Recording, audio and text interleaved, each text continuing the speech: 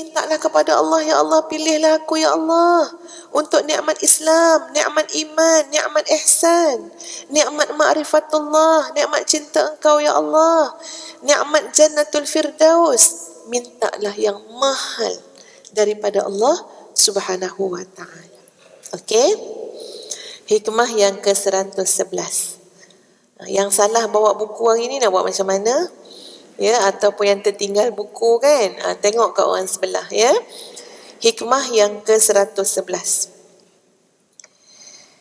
Hikmahnya pendek saja, biasalah, itulah ada kata-kata hikmah kan.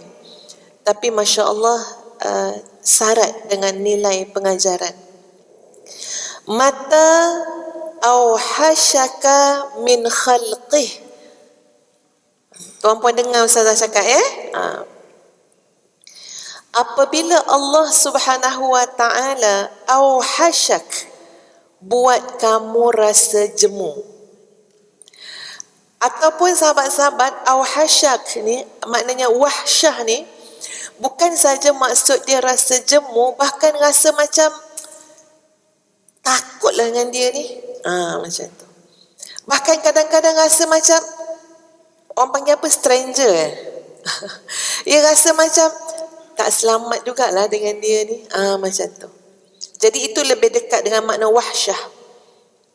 Kita tidak ada rasa 100% kenyamanan, tak ada. Maka apa kata Ibnu Athaillah As-Sakandari, mata auhashaka min khalqih, apabila Allah buat kamu rasa tidak nyaman dengan makhluk, buat kamu rasa jemu, buat kamu rasa bimbang. Yang penting apa dia? Tidak 100% nyaman. Masya Allah, itu ada tanda, ada isyarat, ada anugerah yang Allah nak berikan kepada orang yang Allah buat dia tidak rasa nyaman dengan makhluk. Boleh jadi makhluk itu adalah pasangan hidup kita, boleh jadi makhluk itu adalah anak-anak kita, kawan-kawan kita, jiran tetangga kita, adik-beradik kita. Tapi kita tidak dapat merasai kenyamanan itu 100%. Bahkan kadang-kadang rasa jemu, kadang-kadang rasa takut, kadang-kadang rasa macam sekarang banyak pula lah salah kita. Lagi dekat dengan dia, rasa macam lagi banyak yang tak kena. Macam-macam rasa. Mata auhashaka min khalqih, apabila Allah Subhanahu wa taala telah menjemukan engkau daripada makhluk, fa'lam, maka ketahuilah annahu, sesungguhnya Allah Subhanahu wa taala yuridu, berkehendak, ayyaftaha laka, berkehendak untuk membukakan kepada kamu, babal unsi bih, pintu, ataupun kita kata babal unsi bih, membukakan kepadamu perasaan jinak, mesra, kedekatan, kenyamanan dan kesenangan bersama dengan Allah Subhanahu wa taala. Masya Allah ya, subhanallah. Ustazah baca dulu apa yang ada dalam buku tuan-puan ya. Tak panjang kan dalam buku kan ya, huraian dia pendek saja ya, sebab tu kita kena ikuti kelas ya. Apabila engkau telah merasa jemu kepada makhluk kerana merasa bahawa mereka mungkin tidak bermanfaat bagimu, bahkan ada kalanya membawa bahaya bagimu, maka di saat yang demikian engkau mulai merasa jinak dan senang kepada Allah Subhanahu wa taala. Riwayat Abu Yazid Al-Bustami, ketika ia diperlihatkan oleh Allah akan alam malakut, kemudian ditanya, adakah sesuatu yang menyenangkan engkau? Jawabnya tidak. Maka dikatakan kepadanya, engkaulah hamba Allah yang sesungguhnya. Baik, muslimin muslimat yang dikasihi sekalian, Ustazah ingin mengupas hikmah yang ke-111 ini dengan mengingatkan kita kepada sebuah hadis Nabi SAW. Sebab insya-Allah tuan-puan, hikmah yang ke-11 ini ada berkait dengan hadis Nabi SAW, makna kita boleh kaitkan dengan hadis Nabi SAW yang berbunyi an ta'budallah ka'annaka tarahu fa in lam takun tarahu fa innahu yaraka. Hadis ni adalah hadis yang agak panjang asalnya, membicarakan tentang Islam, iman dan ihsan. Islam, iman dan ihsan. Islam kita tahu tuan-puan berkait dengan rukun-rukun Islam. Iman yang berkait dengan rukun iman.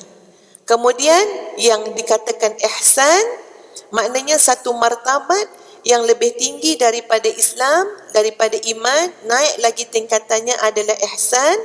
Maka ihsan itu maksudnya adalah an ta'budallah, kamu mengabdikan diri kepada Allah, kamu menyembah Allah, ka'annaka tarahu, seakan-akan kamu melihat Allah Subhanahu wa ta'ala. Ini bukan pada makna yang sebenar ya tuan-puan ya. Ini simboliknya apa dia?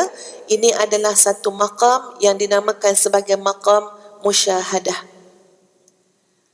Kamu rasa macam kamu melihat Allah Subhanahu wa ta'ala. Maknanya melihat keagungan, kebesaran. Ya?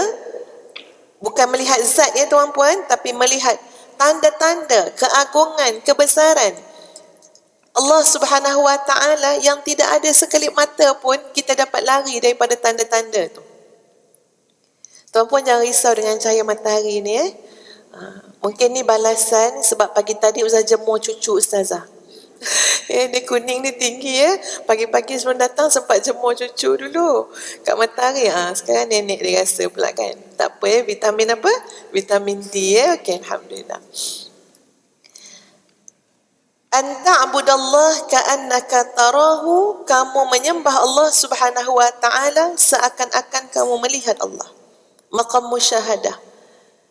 Tak ada satu saat pun, tak ada kadar sekelip mata pun kita boleh menidakkan ataupun nak lari daripada kebesaran dan keagungan Allah Subhanahu wa ta'ala. Cuma mungkin kita je tak nampak. Dalam Al-Quran menyebut wa fi anfusikum afala tubsirun, dan pada diri kamu sendiri apakah kamu tidak melihat? Jadi ini maksud melihat bukan melihat zat Allah Subhanahu wa ta'ala. Tak, kamu tak lihat ke keagungan Allah, rahmat Allah, kehebatan Allah, kekuasaan Allah? Kamu tak lihat ke? Jadi sahabat-sahabat, ada orang dia menyembah Allah Subhanahu wa ta'ala sudah sampai ke peringkat memang dia melihat segala-galanya ini adalah keagungan, kebesaran, kewujudan Allah Subhanahu wa ta'ala. Tapi kalau tak boleh pada peringkat itu, fa in lam takun tarahu, tak boleh sampai tahap itu, fa innahu yaraka, maka kamu rasakanlah dalam ubudiyah kamu kepada Allah Subhanahu wa ta'ala seakan-akan Allah itu melihat kamu. Jadi ini adalah pada maqam yang kita boleh sebut sebagai muraqabah. Yang tadi musyahadah, yang kedua muraqabah.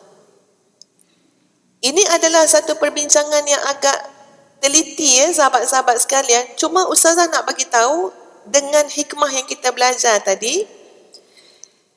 Hikmah tadi tuan-puan sekalian sebenarnya merupakan satu jalan untuk menyampaikan kita kepada maqam ihsan. Apabila kita sudah merasakan hanya Allah Subhanahu wa ta'ala segala-galanya. Bila kita rasa tak ada dah keamanan yang lain, kenyamanan yang lain kecuali dengan Allah Subhanahu wa ta'ala semata-mata, maka itu mulai sahabat-sahabat sekalian untuk naik kepada maqam yang disebut sebagai maqam ihsan. Tapi tengok jalan ni macam mana ya tuan-puan, macam yang disebut dalam hikmah ni, engkau mula rasa jemu dengan manusia. Engkau mula rasa tak nyaman dengan manusia. Engkau mula rasa tak senang dengan manusia. Secara jujurnya tuan-puan sekalian, untuk duduk dalam kondisi tak nyaman dengan manusia, dengan orang, dengan makhluk, ya, tak tenang. Ini mungkin pada satu fasa tu menyakitkan.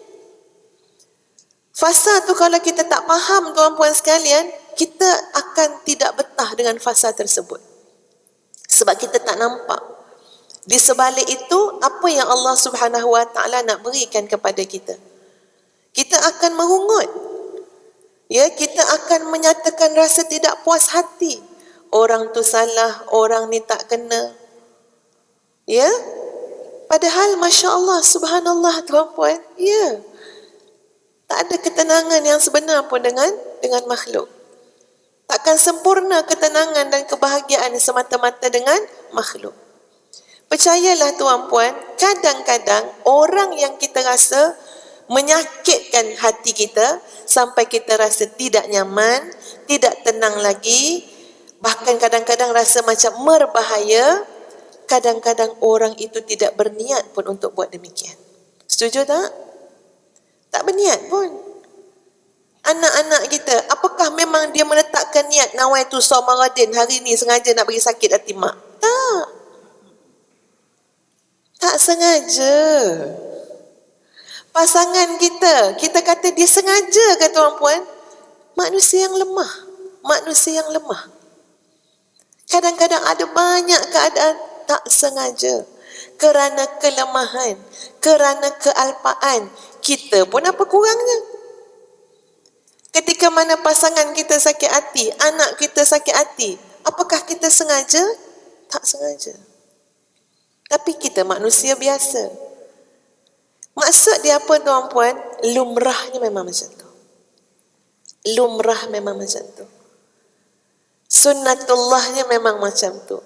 Kalau kita mencari 100% keamanan, kedamaian, ketenangan, kebahagiaan dengan makhluk, maka jadilah itu satu pencarian yang kita takkan bertemu dengan hasilnya sampai kita mati.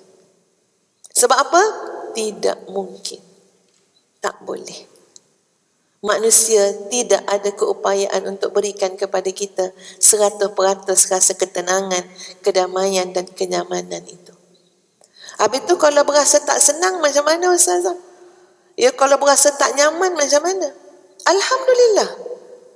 Allah nak mengalihkan perhatian kita daripada bersandar kepada makhluk supaya kembali kepada sandaran yang sebenar-benar, yang maha hebat, yang maha mencintai, yang maha kaya, yang maha sempurna, yang maha menyembuhkan, yang maha melindungi. Kita dah kenapa?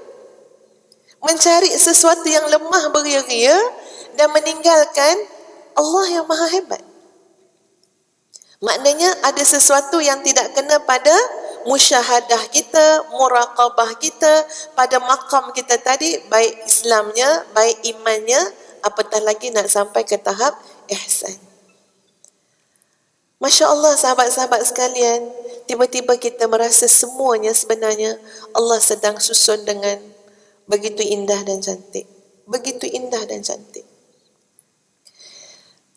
Ketika mana mungkin terikat hati itu dengan makhluk tuan-puan, lalu Allah jadikan macam-macam dalam hidup kita supaya apa? Supaya kita tidak meletakkan sandaran kepada makhluk. Punyalah bahaya orang yang meletakkan sandaran kepada makhluk. Boleh jadi meletakkan sandaran kepada jawatan. Dengan jawatan ni aku selesa. Dengan jawatan ni aku ke mana-mana pun aku akan dimuliakan oleh orang. Dengan jawatan ni semua urusan hidup aku akan mudah. Tengok, sandaran kepada jawatan. Jadi tak boleh jatuh daripada jawatan tu. Tak boleh lucut daripada jawatan tu. Sebab apa? Sebab dia telah melihat manfaat daripada jawatan tu, bahkan telah bersandar dengan jawatan tu. Sakit tuan-puan. Sedangkan hidup ni, watilkal ayyamu nudawiluha bainan nas. Hari-hari dalam hidup manusia ni berputar. Ada masa kita jawatan tinggi, tapi takkan selamanya jawatan tinggi. Jatuh juga. Ada orang bersandar tuan-puan dengan makhluk yang namanya, harta. Asal ada duit, senang hati. Ya, bila susut je duit, susah hati. Jadi kedekut bakhil bila nak sedekah. Sebab apa? Telah tergantung hati sandaran dengan harta benda. Tiba-tiba Allah buat kita tidak nyaman dengan harta. Baik ataupun tidak? Baik. Kalau tak nyaman dengan harta, tak nyaman lah dengan harta kita ni. Duit banyak pun tak ada apa pun. Harta tidak menenangkan kita. Jawatan tidak menenangkan kita. Bahkan anak yang kita tatang, ya, bagaimana apa panggil menatang apa? Ha? Kenapa menatang? Ha? Oh, betul lah kan, menatang kedai tu menatai. Ini promosi kedai, ya. Menatang minyak yang penuh, tapi dia manusia yang lemah. Mudah je kita ni kan nak beras hati. Betul tak? Mudah. Padahal anak kita tu bukan tak baik-baik dah. Tapi baru pagi tadi contohnya kan, beras hati. Lagi kita menatang anak kita bagai minyak yang penuh, lagi kita peka dengan setiap sikap dia. Setuju tak? Lagi peka. Dia kalau kita kata, biar je lah nak jadi apa, dia tak peka sangat tau. Tapi kalau kita tatang dia apa semua, peka. Contohnya tuan-puan, kita dah penat-penat dekat luar rumah, buat kerja lah apa semua, lepas kita balik rumah. Ya? Bila balik rumah, kita katakan anak kita, tolong buatkan sekian. Lepas tu dia kata dia tak pandai. Dia kata dia tak tahu. Lepas tu kita pun bercakap dengan dia lah. Takkan tu pun tak tahu. Masukkan ini. Tak adalah kuat sangat suara kan. Tapi ialah cara geram lah kan. Takkan tak tahu. Masuklah ini, campurlah ini. Lepas tu contohnya anak kita jawab, ialah tapi cakaplah elok-elok.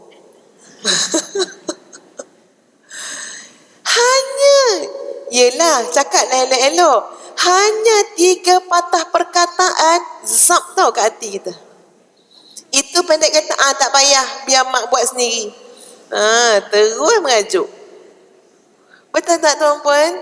Sampai kita buat sendiri tu, aduh sakitnya. Kok ia pun sabarlah sikit dengan mak ni. Mak cuma baru suruh satu benda je. Masa tu macam-macam tuan-puan sekalian. Kalau kita tidak bertindak dengan betul, hubungan tu akan makin tegang. Kalau kita mengharap anak kita, Ustaz selalu fikir macam tu tuan-puan. Hubungan ni, kalau dah macam ni, anak mengajuk, mak mengajuk, tegang. Kalau kita biarkan anak kita untuk datang, belum tentu. Yang patut mengendalikan keadaan tu siapa? Kita. InsyaAllah. Jadi kita. Sakit tu tuan-puan. Tapi sebab ingat hikmah yang ke-111, memang tak nyaman dengan anak. Ya dah hantar sekolah tahfiz pun sakit hati lagi. Ya, tak apalah. Kita pun datang. Umi minta maaf ya tadi mungkin Umi cakap kuat sangat ke apa. Tapi lain kali kakak takkanlah buat ni pun tak pandai. Sikit-sikit macam tu lah. Lepas tu salam, peluk dia. Habis cerita. Nak memanjang-manjangkan, nak menegangkan keadaan, itu seolah-olah tuan-puan kita menambah kerja je. Tapi nak beritahu itu yang berlaku. Tak ada, saya rasa memang tak ada manusia yang boleh memuaskan hati kita tuan-puan. Ada je yang tak kena. Sebab itu beralih lah. Manusia ni pada kadarnya saja. Makhluk ni pada kadar apa dia? Memang kita kena melihatnya sebagai ada manfaat, ada mudarat, ada kebaikan, ada kelemahan. Ada kebaikannya disyukuri, ada kelemahannya disabari dan dibaiki. Itu je lah dengan manusia. Kalau nak yang sempurna, tidak dengan makhluk tuan-puan, tapi dengan siapa? Dengan Allah Subhanahu wa ta'ala. Kata Syekh Ibnu Abbad rahimahullah, pintu perasaan seronok, tenang dan tidak sunyi bersama Allah Subhanahu wa ta'ala akan terbuka. Maknanya mula rasa macam tidak pernah rasa sunyi pun. Kalaupun orang tak ada, cuma dia seorang. Secara zahirnya, maksudnya ada Allah Subhanahu Wa Taala kan bersama dengan dia, dan dia tak pernah rasa sunyi. Bahkan kata Syekh Ibnu Abbad rahimahullah, bahkan dia rasa seronok, ya, dia rasa tenang. Cuma kata Syekh Ibnu Abbad, pintu itu tidak dibuka kepada hambanya kecuali dengan adanya rasa jemu, bosan, tidak tenang dan tidak seronok bersama manusia. Sebab tu munasabah tuan-puan, kita ni selalu diuji dengan orang-orang keliling kita. Kadang-kadang kawan kita, kalau kita majikan, pekerja-pekerja kita, pembantu rumah kita tu menguji kita tak? Oi. Ya, menguji kita. Walaupun kita katalah, kita cakaplah ujian kecil besar, tak kisahlah, tapi ujian kan, ya, ujian. Kalau kena pembantu rumah kali ke-18, ya, habis semua lari, itu dah kira ujian besar juga. Kita dah tatang pembantu rumah kita juga dengan baik. Ya, kita toleransi dengan dia. Ini sebagai contoh, ya, kita toleransi dengan dia. Tapi bila kita tegur satu dua perkara je kan, wah, dia mula tarik muka masam. Kita pun tak seronok tuan-puan, orang duduk dalam rumah kita tapi muka masam. Kita sebagai majikan, ini Ustaz cakap pengalaman, ya, kita punya insting pun kuat juga, kita rasa ada satu perubahan walaupun tak cakap, tapi kita boleh rasa. Kalau hati tu rasa lalu je kan, rasa elok je, insya-Allah semuanya okey. Tapi bila kenapa ya ada rasa tersekat-sekat ni? Ada rasa sesuatu ni. Memang kadang-kadang itu pun jadi kita tak seronok. Dan tak seronoknya tuan-puan, sebagai majikan, dia tak menegur kita, senyap je, kita kena menegur dia. Kita kena sapa dia. Walaupun hati kita sakit. Assalamualaikum, Bi. Ya, Waalaikumsalam, dia katakan, ya. Kita patutnya dia kan menegur kita kan, ya. Kita tegur dia, okey ke hari ni? Asyik kita je nanya dia okey ke tak, okey ke tak, okey ke tak. Padahal dia yang kerja dengan kita. Tapi tuan-puan sekalian, Masya Allah, selalulah kita ingat, memang ya Allah, kau memang tak mahu bagi aku rasa nyaman dengan makhluk. Ya, sebab yang memelihara kita, yang menjaga kita, yang menguruskan kita adalah Allah Subhanahu Wa Taala. Makhluk-makhluk ni hanyalah ujian belaka. Kamu syukur ataupun tidak, kamu sabar ataupun tidak. Ada je tuan-puan, Ustaz cakap ni tanpa ternampak-nampak dalam hidup Ustazah sendiri, ya. Kadang-kadang kawan kita lah, pekerja kita lah, apa kan, dia menguji kesabaran kita tu, yang kita nak marah Ustazah. Iya, kita nak marah, kita tu Ustazah. Itulah cerita, cakap jujur-jujur.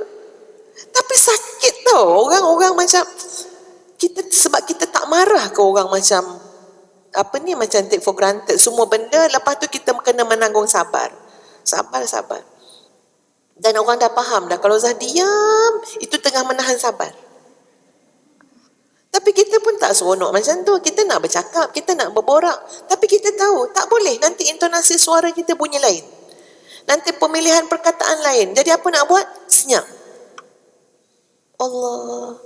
Dan kita tahu, nanti orang yang sakit, yang buat silap-silap tu, maaf. Aduh. Bendanya tak selesai dengan maaf semata-mata. Ini bukan soal salah pada kita. Tapi mungkin maksud kita ni, kita nak memperbaiki. Memang macam-macam tuan-puan. Hari-hari itulah makanan kita.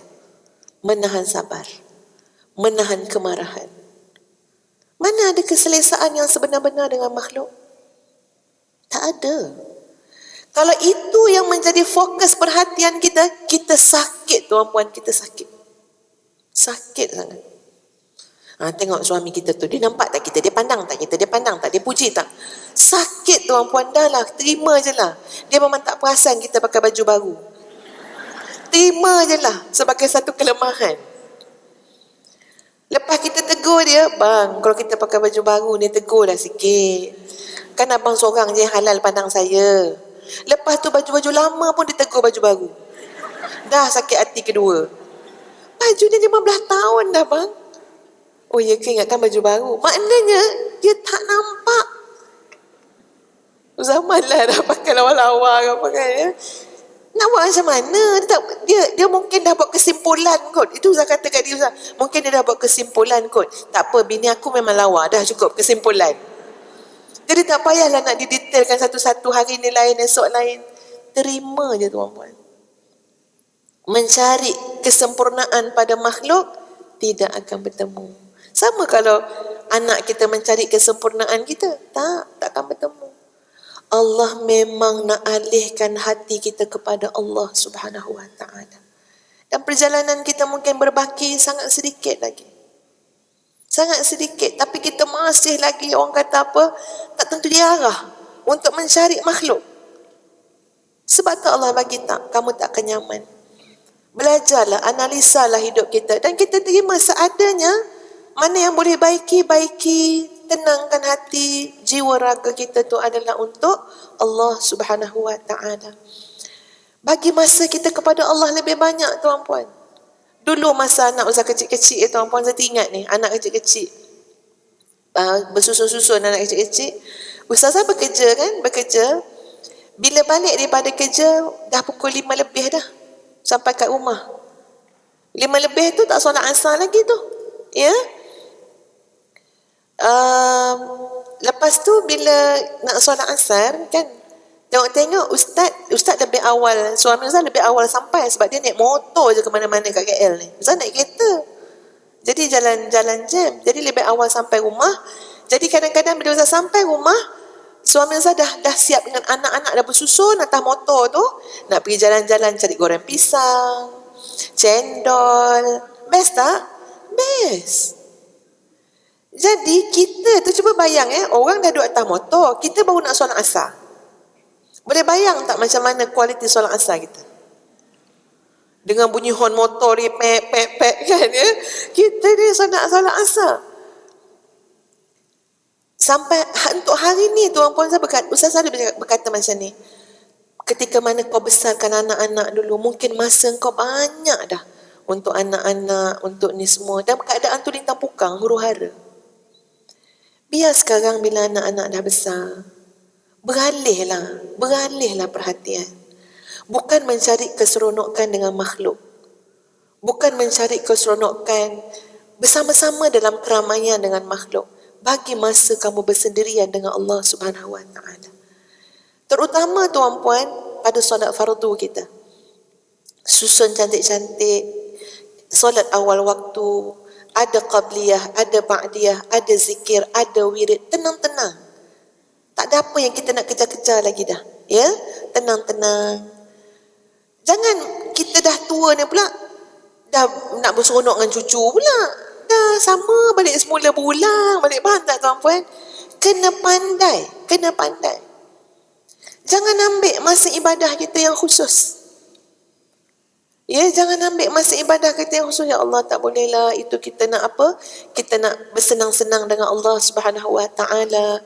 Kita nak menenangkan hati kita betul-betul, nak khusyuk ya pada ibadah kita. Sebab kita tak nak lagi dah duduk pada fasa lelah mencari sesuatu yang memang kita takkan dapat, iaitu mencari kesempurnaan dan ketenangan yang sempurna hanya dengan manusia, hanya dengan makhluk. Jadi kadang-kadang kita degil. Cakap-cakap macam ni, dengar masa ni rasa macam yelah Ustazah, lepas ni kita tak nak dah mencari masa ni lah. Ya, sebab belum jumpa lagi orang-orang yang berkenaan. Balik kan, dah balik asal. Jadi semata-mata mendengar yang Ustaz cakap ni tuan-puan, bahkan Ustazah yang bercakap ni pun dia tak jadi. Dia kena masuk dalam prosesnya sendiri. Itu yang kadang-kadang, ya Allah sakitnya hati saya, ya Allah terlukanya saya, ya Allah tensionnya saya, ya Allah bengangnya saya. Itu semua proses dia. Bukan senang tuan-puan nak buat kita rasa serik dengan manusia. Betul tak? Bukan senang nak buat kita rasa jemu dan bosan. Kecuali kita tahu inilah kadar manusia, kok BFF ke, siapa ke, dia adalah manusia yang terdedah kepada kelemahan dan kelebihan. Sama juga seperti mana kita.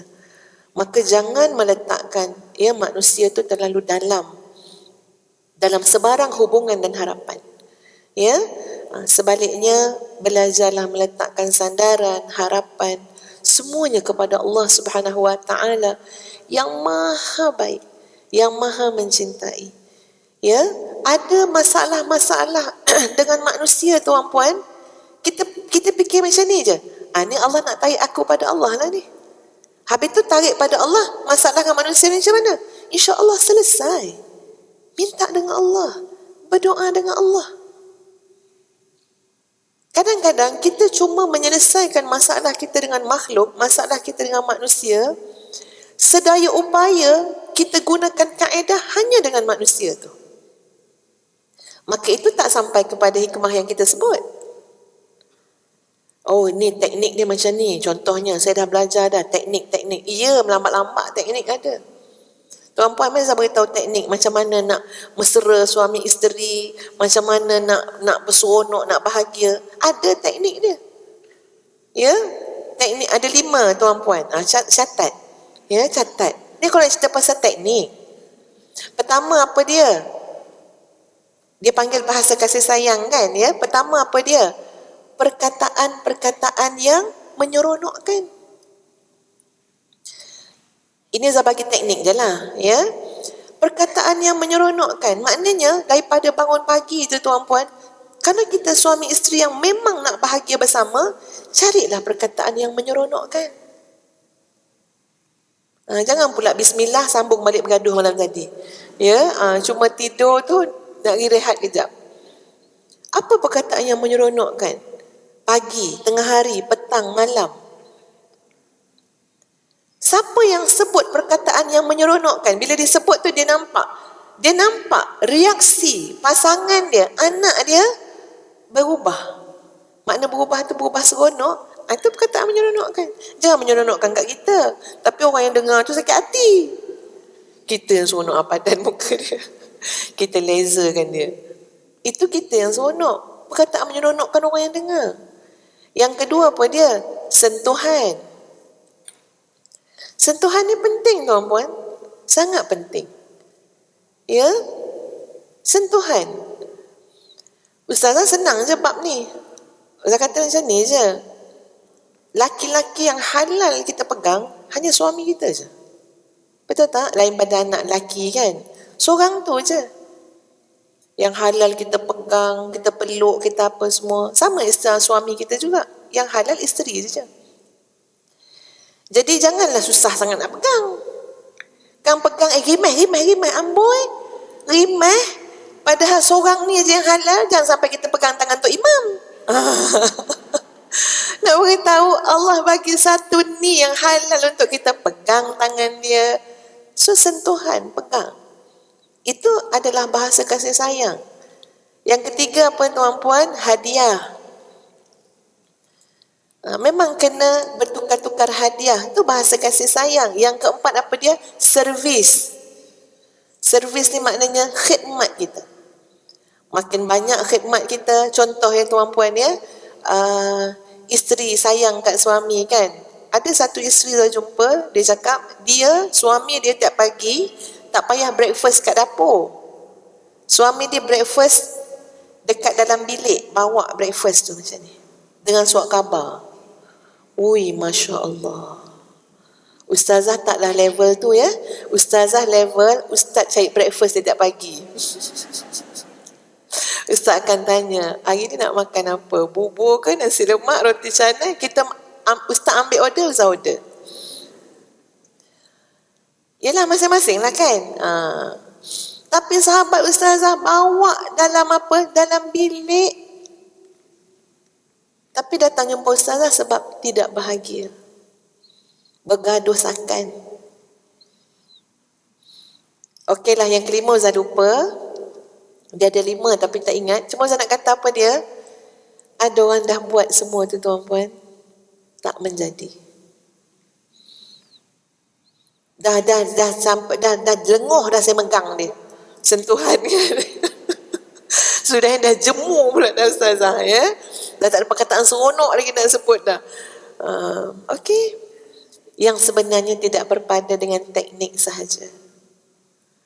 Hati anak kita, sahabat kita, pasangan kita dalam genggaman Allah Subhanahu wa taala. Biar kita boleh berpagi-pagian tu berdoa, ya Allah, hati suami aku dalam genggaman Kau, hati isteri aku dalam genggaman Engkau, hati anak-anak aku juga dalam genggaman Kau. Kau luruskanlah hati mereka dengan aku, ya Allah. Kau isilah dengan kasih sayang, ya Allah. Balikkan urusan ini kepada Allah. Lepas tu baru datang teknik. Kalau tak tuan-puan, kita lebih kurang macam orang putih je lah, yang tak Islam. Pegang kat teknik je, dekat approach je. Ya? Tapi di mana Allah dalam kehidupan kita? Apakah kita nak kata saat kita bahagia, oh inilah dia rahsia dia, teknik. Tak. Apa rahsia kebahagiaan? Allah mengurniakan kebahagiaan itu. Allah lah rahsia besar dia. Allah yang bagi. Allah yang berkenan nak kurniakan kepada saya. Maka datanglah teknik-teknik tu. Itu konsep yang kita pegang ya tuan-puan. Supaya apa? Hidup kita tak lari jauh. Ia tersasar. Sebab semua yang kita lalui dalam hidup ni tuan-puan, ini adalah ujian untuk kita. Ayyukum ahsanu amala. Siapakah di kalangan kamu yang paling baik amalannya? Nah, sekarang dah pukul berapa dah? 4 minit lagi. Masya Allah. Baik. Ustazah berikan kata-kata hikmah. Ya. Seorang ahli hikmah yang mengatakan begini, al-isti'nasu bin nasi min alamatil iflas. Masya Allah. Orang yang rasa seronok berada di tengah-tengah manusia, dia nak jumpa orang je kat situ, keseronokan dia, hiburan dia. Kata seorang ahli tasawuf ya tuan-puan, kalau itulah yang berlaku, min alamatil iflas, tanda kemuflisan dia di sisi Allah Subhanahu wa taala. Masya Allah. Tanda muflis. Maksud muflis tu kurang sangat iman dan ma'rifatullahnya kepada Allah dan ma'rifatullah.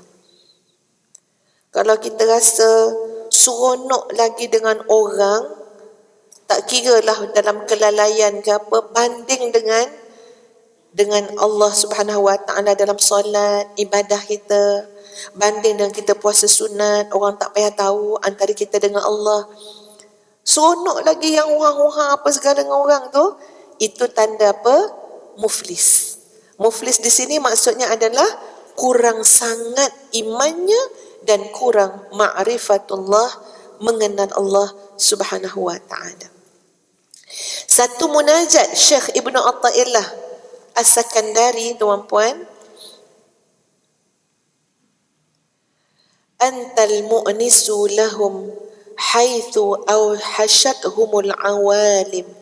Ini adalah munajat Syekh Ibnu Athaillah As-Sakandari. Antal mu'nisu lahum haitsu awhashathumul awalim. Ya Allah, Engkaulah yang menenangkan, Engkaulah yang menghiburkan, Engkaulah yang menghilangkan kesunyian hamba-hamba yang Engkau kasihi di tempat dan waktu ketika mana seluruh makhluk meresahkan mereka. Ya, memang gantinya itu. Bila makhluk meresahkan kita, gantinya Allah akan menenangkan kita. Ya, bila makhluk dah kelihatan sangat dah tak boleh bagi apa yang kita nak, maka Allah nak bagi tahu kepada kita, Allah saja yang boleh bagi apa yang kamu nak. Maka biar betul tujuan kita, biar betul fokus hidup kita, biar betul minat kita, biar betul cinta kita yang sebenar. Ya, Ustazah bila sebut tentang fokus tuan-puan, fokus ni 3 perkara mesti ada. Pertama, tujuan. Kedua, minat. Ketiga, cinta. Itu baru fokus. Kenapa kita fokus kepada sesuatu? Minat. Tuan-puan minat tak buat cupcake? Minat tak? Lepas tu hias-hias cupcake. Siapa yang minat? Angkat tangan. Ada yang minat. Ustazah orang yang tak minat. Minat makan je. Tak minat tu pun ada sebab. Sebab tak reti. Sebab tak belajar. InsyaAllah kalau belajar akan timbul minat. Ini semua saya nak kait dengan benda yang kita bincang tuan-puan. Bila orang tak minat sebab dia tak pandai, dia tak belajar, dia tidak ada fokus pun untuk benda tu. Dia takkan ada dalam jadual dia. Tak ada. Tapi peminat cupcake tuan-puan, dia pergi kedai pun, dia akan pergi duduk dekat bahagian jualan bahan-bahan tu. Tempat yang ustazah akan jalan sangat laju, tak nampak pun. Tak nampak pun apa benda pun. Kita tak minat, kita tak pandai. Betul tak tuan-puan? Bila kita cakap pasal fokus hidup kita, satu tujuan hidup. Yang kedua, minat kita di mana? Tuan-puan, itulah yang berlaku bila kita tak banyak baca Quran. Kita tak minat. Kita tak meletakkan minat. Kenapa tak letak minat? Tak tahu fadilat dia. Tak hayati, tak belajar, tak tengok, macam nak banding dengan orang lain dengan Quran macam mana. Sebab tu Al-Quran tidak mendapat tempat yang utama dalam agenda harian kita. Kita bagi sisa-sisa aja. Sisa waktu masuk ustazah, sisa tenaga. Bukan masa fresh tu kita bagi untuk Quran. Ya, kita jaga daripada tidur malam. Kenapa tidur 4 pagi? Untuk Quran. Kenapa tak tidur petang tu? Oh, sebab saya nak baca Quran. Itu orang yang meletakkan minat daripada Quran. Yang ketiga, cinta. Kenapa orang fokus kepada sesuatu? Sebab dia mencintai sesuatu itu. Nak alihkan tuan-puan, fokus kita kepada Allah Subhanahu Wa Taala bermakna Allah tujuan kita. Segala apa yang ada di sisi Allah Subhanahu Wa Taala itulah minat kita. Dan cinta Allah Subhanahu Wa Taala adalah cinta yang kita cari, yang kita mohon daripada Allah agar kita menikmatinya. Maka akan jadilah hidup kita ini terfokus betul-betul setiap hari itu kepada Allah Subhanahu Wa Taala. Adapun manusia tuan-puan, hadapilah dengan tenang, ya, uruskanlah dengan ilmu, kesabaran, kesyukuran. Salah dia, maafkan. Salah kita, minta maaf. Tak ada yang sempurna dalam hubungan kita dengan manusia. Kalau kita nak disuruh pasangan kita lihat kita sempurna pun, kita akan sakit hati. Takkan tak sempurna lagi. Berapa markah saya hari ni? Penat tuan-puan dia tanya markah. Cukuplah tu. Ya, tak akan jumpa. Hubungan dengan manusia ni dibina dalam keadaan yang sangat toleransi, ya, saling. Ada masa kita mungkin lebih baik, ada masa dia lebih baik, ada masa kita salah, ada masa dia salah, ada masa kita betul. Macam tu je. Yang sempurnanya adalah Allah Subhanahu Wa Taala. Maka dekatkan diri dengan Allah.